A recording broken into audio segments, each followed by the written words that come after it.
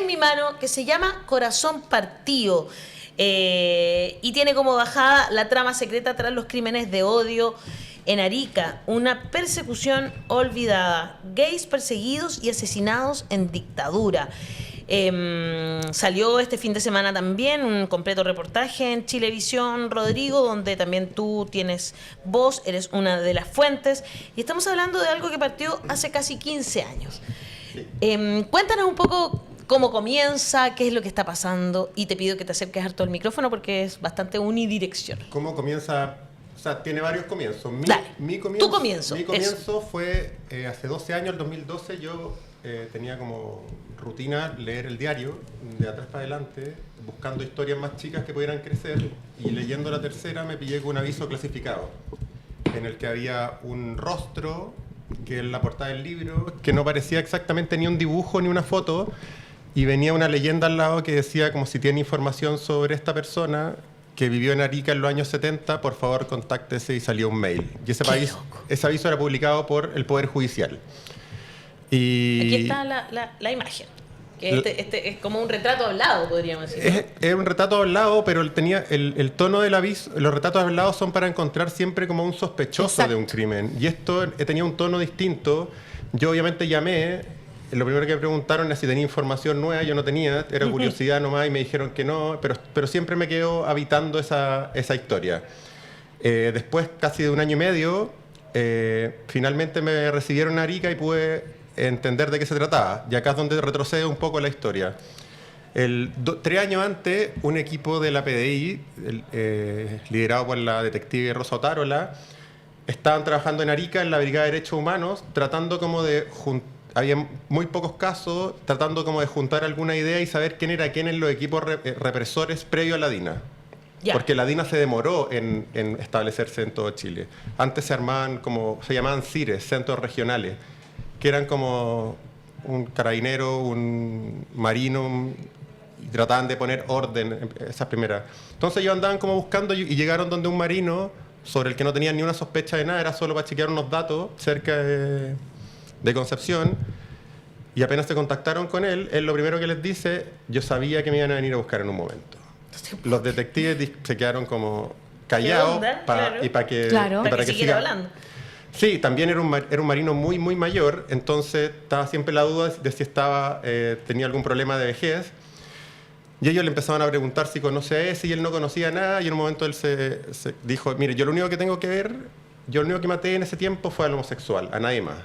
Y el equipo queda de lado y le dice, ¿y dónde lo mató? Como para seguir la conversación. Y él dice unos piques a la salida de Arica. Era una persona, era un homosexual que estaba pervirtiendo a los conscriptos en la plaza, y un día lo pillaron teniendo sexo con un conscripto en una garita abajo del morro. Entonces lo agarraron, se lo llevaron a este equipo de inteligencia y dijeron: ¿qué hacemos con él? Y el jefe dijo: matémoslo. No tenía ni una afiliación política, nada, era solo por ser homosexual. Claro. Este era el problema. ¿Qué hacemos con este problema? Lo Matémoslo. eliminamos. Claro. Y él, el marino, no era el jefe de ese equipo, pero participó, y a él le tocó matarse. El marino era pastor evangélico cuando lo fueron a buscar. Era el jefe de la iglesia evangélica, y no tenía participación en ningún otro caso posterior ni anterior. Revisaron todo y era la primera aparición. Lo llevaron en auto hasta Arica, todavía creyendo que podía ser un desvarío. Él mostró los piques, eran como 15, 14 piques, estuvieron 3 días, y al último día encuentran un cuerpo con la bala entrando a la misma forma de cómo lo describía el marino, y con la misma venda. Entonces dijeron: chuta, como que bueno, pero tenemos un crimen al revés. Claro. Tenemos el asesino confeso, tenemos el cuerpo. Y no hay un caso acá. Y no sabemos quién es la persona muerta, porque el marino no sabía que era un homosexual. Claro, con eso le bastaba. No hicieron papeleo. No sabemos su nombre, exacto. No sabemos nada. Y este grupo de PDI, ante ese problema, dijeron: ya, aboquémonos un tiempo a saber quién era. Y reconstruyeron en ese tiempo. Arica se había transformado en un polo donde iban muchos homosexuales como a empezar una vida lejos de sus ciudades, era una ciudad puerto, Claro, lo más lejano. pero además era muy entretenida, mucha vida nocturna, y vivían en las mismas calles en que vivía, por ejemplo, era como el Barrio Rojo. Ya. Entonces trataron de hablar con gente de ese tiempo, pero eran preguntas muy, muy incómodas, porque como a una señora que había sido prostituta en los 70, decirle, Claro. ¿se acuerda hace 40 años cuando...? Hicieron 1000 cosas, fue un súper buen trabajo, pero no llegaron a puerto. Y la detective Tarola se le ocurrió dijo, antes de cerrar esto, ¿qué hacemos si tomamos el cráneo y desde el cráneo, siguiendo parámetros científicos, en Chile no se había hecho, pero se había hecho en otras partes? No sé si han visto que trataron Sí. de reconstruir la cara de Jesús un Sí, tiempo. claro. Y las caras de varias momias Claro, también, dijeron, y faraones. Hagamos eso, tomaron el cráneo, lo Claro. rellenaron científicamente, le sacaron esa foto y dijeron publiquémoslo en el diario para ver si alguien lo reconoce. A mí en ¿Qué es principio- esa foto que he visto? Es ¿Qué que es la, esto? que la ¿Qué foto es que vi esto? yo. Claro. Es esto. A mí en principio la foto me parecía muy genérica, lo que yo creí que era un problema cuando la vi la primera vez. Con Claro. el tiempo la historia me mostró que era un atributo de la foto. El asunto es que cuando ya tuve toda esta historia, conocí a todos los personajes, publiqué un reportaje en la revista El Sábado muy largo, donde me preocupé que esa foto saliera grande, pero esperando un milagro un poco, porque en tiempos de diarios de papel, los diarios nacen a las 9 de la mañana y se mueren a Claro. las 11 de la noche. Claro. Y el Mercurio tenía muro de pago. Era muy, muy extraño. Pero bueno, llegué el lunes al diario y esperando que hubiera algo, y a la tarde me dicen que tenía un llamado. Entonces hablé con la persona y me dice, yo conozco a la persona de la foto y de la historia. Yo viví con él en Arica, yo era pariente de un doctor, él era el mayordomo de la casa. Y yo, oh, qué increíble, ¿cómo se llamaba? Nadie lo conocía por el nombre. Tenía como tenía un apodo. un seudónimo. Claro. Y dijo, el corazón partido. Y Ah. yo le dije, ¿por qué? Y me dijo, no, porque en una riña le habían clavado un cuchillo en el pecho y el doctor Bustamante, que era el dueño de casa, le salvó la vida y él en agradecimiento trabajó con ellos. Pero no se acordaban de más datos. Lo que ya era un gran avance. Qué loco. La para- media peli. En paralelo, yo llamé a la detective con la que yo tenía buena onda por todo este trabajo que hemos hecho juntos, y ella me llamaron a mí también, una segunda familia en Quilpué, tienen el nombre, Sergio Núñez Guerra, era el hermano de mi abuelo, o sea, a los 70 se fue a ¿Arica? Arica, y lo único que subimos es que nos llegó un anónimo, y no subimos nada más de la... Ahí se empezó a mover, era muy raro porque ya eran dos familias que veían esa cara y veían la historia y decían, esta es Esta es la persona. Coincide. Claro. la Mi persona. abuelo. Que estaba desaparecido, asumo. O sea, desde ese entonces, ¿no? Ninguno de los dos casos estaba en la comisión Rettig. En el caso de don Sergio, que de hecho era hermano de un jugador del Valle Azul, no lo reconoció la comisión Rettig, y pasaba en ese tiempo que la vergüenza de ir al miedo de ir a denunciar esto se sumaba a la vergüenza, era otra cabeza. Como yo me junté con el hermano de don Sergio y todavía tenía como algunas cosas de como, bueno, él era como rarito, entonces como Claro. De no asumir efectivamente, públicamente, porque eso también era una condena. no era que lo... El tío raro. No era Claro. que lo discriminaran, Exacto. pero es otra... Pero era evidente que, claro, había algo. Pero ellos vivían con la vergüenza de no haber Exacto. empujado más también. Como, es muy compleja la situación en que Exacto. estaban. En el caso de Sergio, yo literalmente llegué a un conscripto que vio cuando los detenían y que lo vio detenido a Sergio y que vio que lo subieron y que no lo vio nunca más. Con eso se abrió una arista legal porque era un antecedente nuevo, que de hecho me tomaron declaración y todo, e hicieron el ADN con los cuerpos del Pique y con don Sergio. Perfecto. Lo mandaron a Austria y no salió O sea, negativo. no era. No era. Don Sergio no era este señor, el corazón partido. No era, pero lo que se me hacía más evidente cada vez que avanzaba era que había... Un caso es una casualidad, dos casos puede ser una coincidencia, pero cuando se empiezan a esparcir, es que había una... No sé si una orden nacional, yo no tengo datos de otro lado. Hay gente en el plan de búsqueda del presidente Que se está Gabriel haciendo hoy, y claro. que estos casos ya son parte del plan de búsqueda y que tienen sospechas que puede haber pasado en otro lado, pero yo al menos no lo sé. ¿Cuántos casos encontraste finalmente? 3. 3 casos. 3 casos. Y por eso tú dices que finalmente que esta cara sea como común. Tuvo su gracia porque al final encontraste ya 3 casos en que te dan cuenta que son personas que fueron solamente asesinadas por ser homosexuales. Y y a donde sabemos, porque en general los casos de derechos humanos, el motor siempre son los familiares, los deudos los que empujan. Exacto. En estos casos, al no estar los deudos, o sea, yo lo que encontraba realmente, uno piensa como por qué le dedica tanto, han sido como 12 años, y que es como la parte que a uno le hace clic, y realmente como angustia pensar que había una persona puede estar en el fondo de un pique, y si no es por un marino que le van a tocar la puerta y dice algo, ese cuerpo seguiría así y nunca nadie lo reclamó, y eso da como... Y nadie se enteró de nada. O sea, y nadie se enteró, y como que tu paso en la... Suena un Claro. poco cursi, pero tu paso en la tierra quedó como sepultado, y era muy, muy, muy, muy fuerte, y como ha sido fuerte, muchas de las personas del libro se han muerto en el camino. El hermano de don Sergio, por ejemplo, se murió, y quedó siempre... Ahí, claro. Cuando fue a tomarse el ADN le dijeron que era por otra razón, porque también para no ilusionarlo. Ha sido un camino súper, súper inusual. Además que extrañamente me encontré como yo en el centro y no podía sacarme yo tampoco. Estaba como yo empujando muchas cosas. Al publicar esta historia, terminaste como empujando la investigación. Claro. De cierta forma. Sí, Y no una, sino tres. Tres hasta donde sabemos. Hablamos con Cripto y son parte del expediente que contaban que ellos eran los pilotos de camiones, hacían los barridos en los barrios rojos de Arica, subían a las prostitutas, a los clientes de las prostitutas y a los gays, los detenían, después sacaban al resto y los gays se quedaban en el camión y salían fuera de Arica, 40 kilómetros hacia afuera, y los dejaban. Y después ellos volvían caminando. Y a eso los militares, lo dicen ahí, le llamaban Operación Zapatos Gastados. Oh. Porque era la forma Qué de... desgraciado. En el día, en Arica, en el centro, si tú tenías los zapatos gastados, era homosexual. O sea, ese nivel de... No te lo puedo creer. Fue muy sorprendente porque no habían registros de este tipo de persecución, al menos en Chile. En otros países de Sudamérica sí, pero en Chile era como... Habían como rumores, pero no habían casos concretos. Ahora hay dos personas con nombre, con Ruth, que no están los cuerpos, y hay una persona que todavía está el cuerpo, pero no está Identificado. No está identificado. Entonces, también mi parte de hacer como toda esta promoción, más que del libro, es como si logramos poner esta historia y esta cara un día en un diario y saltaron estos dos casos, siempre queda como la duda, y es la duda que tiene la detective Tarola, que también tiene el ministro que está a cargo, de si esto Si lo ve más gente. si lo ve realmente más gente. Por eso hicimos lo de Chilevisión, por eso estamos como tratando de que Y por eso mostramos la cara acá también.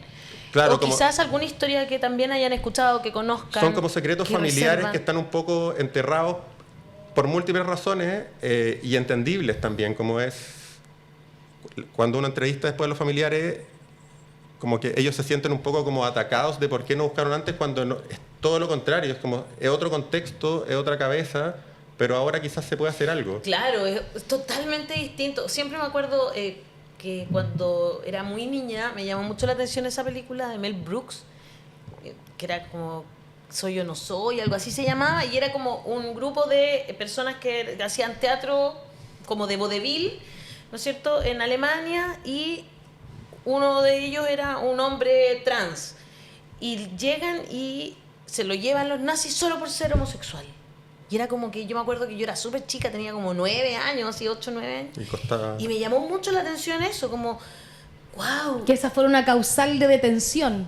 Como que empezar a entender que los nazis Claro. no solo habían matado judíos, que también habían matado gitanos, que también habían matado homosexuales, que también habían hecho una cuestión horrible con personas con discapacidad, ¿no es cierto? Como que empezáis a entender una historia mucho más compleja en una edad muy pequeña. hay cosas y que muy- esto haya pasado en nuestro país y Hay- no hubiésemos tenido hasta ahora, es Hay cosas, algún hay indicio cosas muy muy contraintuitivas e interesantes. Por ejemplo, dimos como con gente que trabajó con el corazón, que estuvieron viviendo ahí, y ellos contaban que cuando ocurre el golpe, inicialmente como en el Barrio Rojo celebraron, primero porque la economía estaba en el piso, segundo porque la cultura de izquierda en ese tiempo revolucionaria no era muy abierta a lo homosexual, más bien lo O sea, contrario. de hecho, al revés, claro. Y ellos como dijeron, celebramos, y dijeron, y a las 3 semanas nos estaban metiendo en camiones, como así de confusa era la situación, y también contraintuitiva, como cosas que ahora, que la izquierda y el movimiento homosexual ahora están muy ligados, eso no había siempre así. Entonces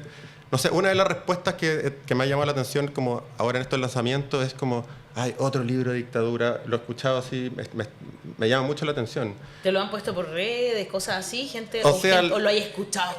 Lo he escuchado como, primero que lata, esa es una. ¡Qué lata! No puedo creer. Y segundo, como el adelanto en la tercera y no sé, habían 500 comentarios y todo era como, ya, y yo personalmente, como, el libro está escrito casi en primera persona, es como la búsqueda, casi no es para atrás. Y segundo, yo soy muy periodista en el sentido como que me gusta lo nuevo. Yo soy un fanático de todo el trabajo que está hecho en derechos humanos, me encantan los libros de la Mónica González, me encanta lo de la Patricia Verdugo, como que han hecho un gran trabajo y nunca hice nada porque nunca encontré que hubiera algo completamente nuevo, que es lo que me llama a mí la atención como periodista. Pero es curioso, como estamos con una ola un poco neoconservadora que a mí no me haya tocado tan de cerca como me ha tocado en este...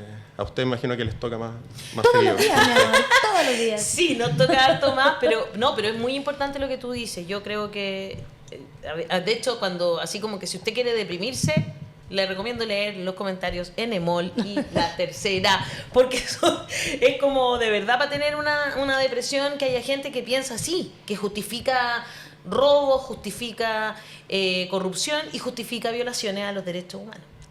Yo no sé si viste el Y reportaje. encima lo justifican respecto de que hubo una mejora en la economía, cosa que tampoco fue cierta. Entonces, Que es una tremenda mentira. Más encima se justifica respecto de algo que también es una fake news bastante extendida y que 50 años después de esto, hoy tengamos este libro, por ejemplo, que saca una arista nueva, ¿cierto? De lo que ya, de las muchas otras que hemos visto en estos años.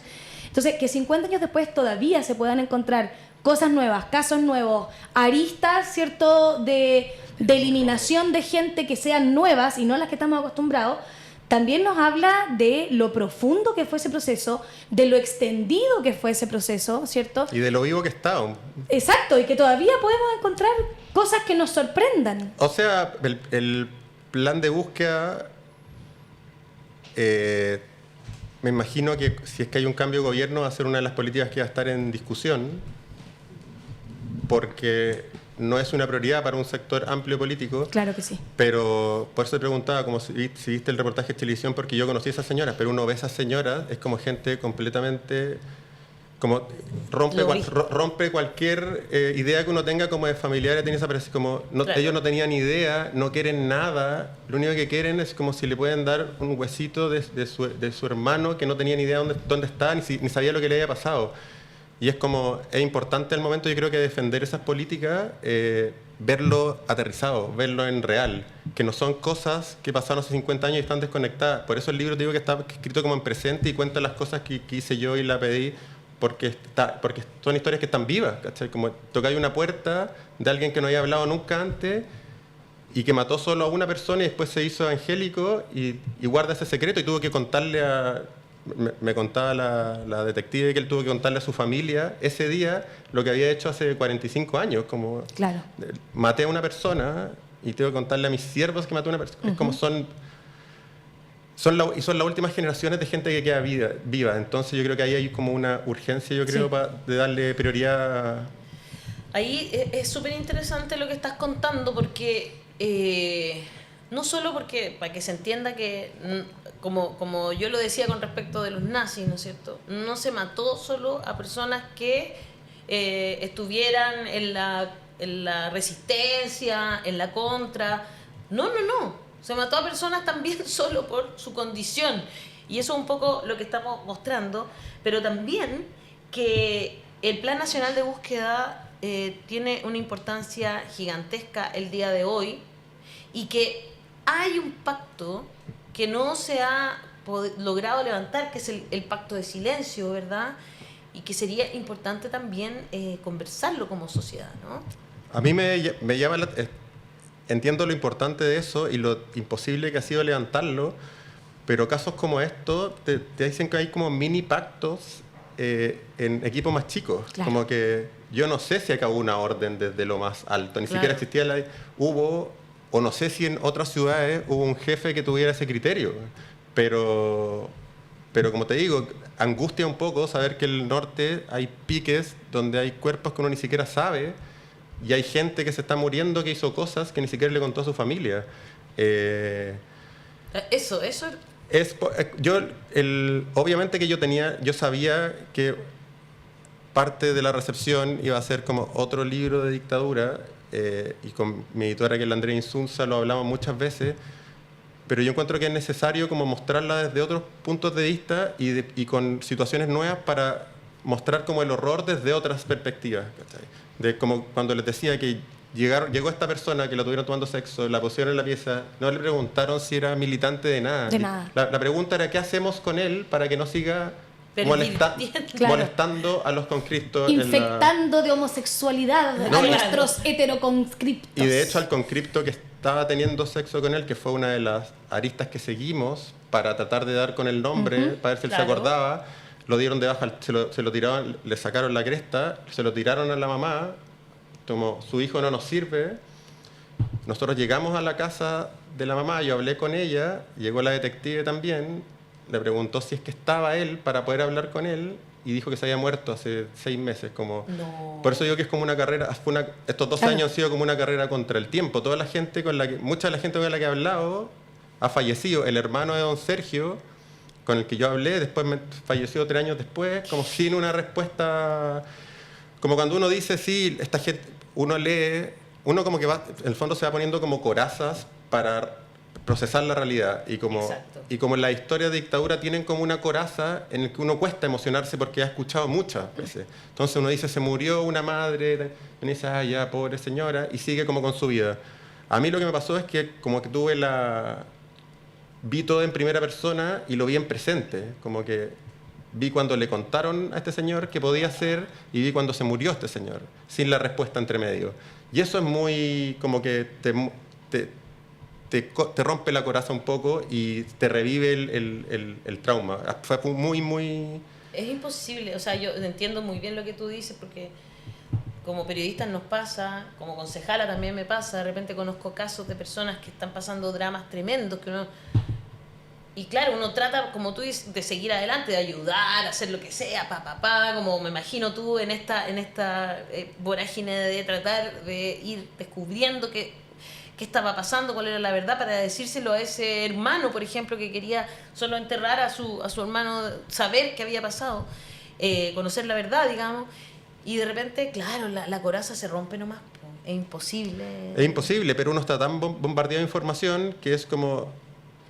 Entonces, si veo imágenes de Gaza, me emociona la primera vez, pero llega un momento en que uno se bloquea un poco porque no puede... Es como el médico de urgencia, que ve cosas tremendas, terribles, curiosas, que nunca se había visto, y llega un momento en que ya no le sorprende nada. Y uno como porque ya lo vio todo. Y uno como narrador tiene que buscar formas de recontar esa historia de ángulos distintos, con tonos distintos, para poder reconectar con la atrocidad inicial. Y ese fue un poco el desafío. No era un tema del que yo hubiera escrito antes, y no por falta de interés, sino porque encontré que ya lo habían hecho demasiado bien mucha gente antes. Pero ahora encontraste una arista que no se había tocado y que es muy importante que como país sepamos que existió. Cecilia Espinosa dice, y se agradece: habemos personas que nos interesa saber, que siga viva la memoria. Toda historia, si se olvida, puede repetirse. Patricia Toro dice: Rodrigo Fluxá, gracias por su investigación y el libro. Así aclaramos algo de la oscuridad de este país. Son algunos de los mensajes de nuestro público que está aquí cuando son las 12:03. Algunos se preguntarán qué vamos a hacer con este libro, aparte de leerlo nosotros. Por supuesto que sí, también que tengan ojo, que estén pendientes, porque en nuestra cuenta de Instagram vamos a sortear este libro de Rodrigo Fluxá, Corazón Partido, gays perseguidos y asesinados en dictadura, para que recuerden estar pendientes entonces a nuestras redes sociales, porque por ahí hacemos muchísimos sorteos de libros, por si acaso. Hassan, Bernardita, ¿algún comentario final o alguna pregunta para Rodrigo? No, más que nada agradecerte el haberte metido en este caso y haber investigado y haber hecho lo que tenías que hacer, porque efectivamente pues una locura que 50 años después todavía estemos descubriendo cosas nuevas, aristas nuevas o caminos nuevos que no habíamos recorrido. en estos 50 años. Así que nada, solo agradecerte, porque no debe haber sido fácil emocionalmente lidiar con lo poderoso que es estar buscando, ¿cierto?, a los parientes de estas personas asesinadas. Así que gracias. Dicen que hay 2 muertes de un ser humano, ¿cierto? La muerte físico y la última vez que alguien menciona el nombre de la persona. En ese sentido, el recuerdo de los seres humanos perdidos, sobre todo si los familiares no han estado buscando por miedo, por el contexto de la época. Entonces sí, es un tremendo trabajo rescatar la memoria de esas personas. Así que sí, muchas gracias. Muchas gracias por la invitación. Muy bien, con eso terminamos el programa del día de hoy, esta interesante conversación. Usted ya sabe que este libro está entonces disponible en las distintas librerías para que lo encuentre, quizás le haga sentido también para que esta imagen recorra distintos rincones de nuestro país y que a lo mejor podemos dar con más personas aún y saber también si fue una orden, si fue una idea de aquellos que estaban solamente ahí en puestos de pequeño poder a veces y que incluso tuvieron el poder de quitarle la vida a otras y a otros por su forma de pensar. Nosotros hemos tenido conversaciones con personas trans, por ejemplo, que estuvieron en el Estadio Nacional. Justamente hay que mencionar lo mismo, que no habían familiares para buscar. Sí, exactamente. Así que sabemos que, sí, por ejemplo, lo que relata el documental Las Locas del 73, ¿verdad? Sí. Que da cuenta de que efectivamente hubo una persecución hacia las personas del espectro de las diversidades sexuales, que en ese momento ni siquiera se les decía así, obviamente. Claro. Eran todos homosexuales y otros epítetos más tremendos que les decían y les pegaban. No sé si tú quieres mandar un mensaje a alguien. No. ¿Alguna reflexión final? No, como que tampoco la idea es como de que yo hice una misión muy importante, es como la historia me llevó hasta allá y... Pero fue una misión importante. O sea, fue lo que te decía, como en un momento me vi tan adentro que ya no podía salir, pero yo fui parte de un engranaje muy chico que incluyó a PDI, que incluyó a jueces que han hecho... De repente uno está muy concentrado en lo mal que hacen en algunas causas, pero hay gente como en causas más chicas muy motivadas que hacen... O sea, esto no hubiera pasado si la jueza y la detective no se hubiera ocurrido hacer esta cara a partir del cráneo. Claro. Si un perito no hubiera querido hacer eso, si el perito hubiera dicho, son las 5 de la tarde, me tengo que ir. Como, claro, onda. Son demasiados pasos y demasiada gente que toma decisiones para que estos engranajes se muevan. Y yo fui un engranaje más, y a lo mejor, por eso digo, como no, tampoco es